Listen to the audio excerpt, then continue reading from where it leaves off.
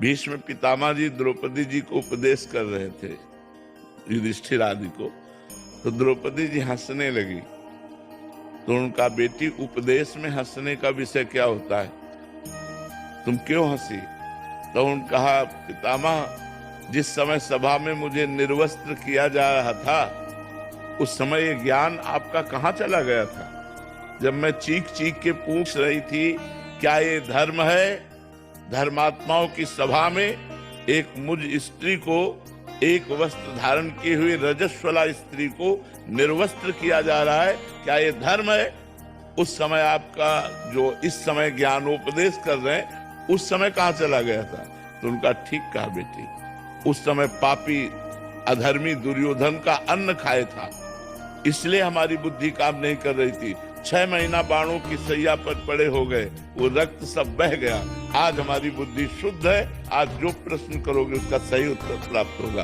तो जब तक हमारी बुद्धि शुद्ध नहीं होगी, इतने बड़े महात्मा का भी अन्न ने प्रभाव बदल दिया बुद्धि का, तो हम लोग तो बहुत छोटे जीव हैं। एक बार भीष्म पितामह जी द्रौपदी जी को उपदेश कर रहे थे, युधिष्ठिर आदि को। तो द्रौपदी जी हंसने लगी। तो उनका बेटी उपदेश में हंसने का विषय क्या होता है, तुम क्यों हंसी? तो उन्होंने कहा, पितामह जिस समय सभा में मुझे निर्वस्त्र किया जा रहा था, उस समय ये ज्ञान आपका कहाँ चला गया था?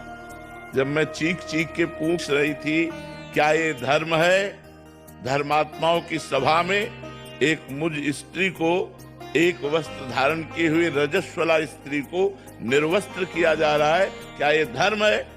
उस समय आपका जो इस समय ज्ञानोपदेश कर रहे हैं, उस समय कहाँ चला गया था?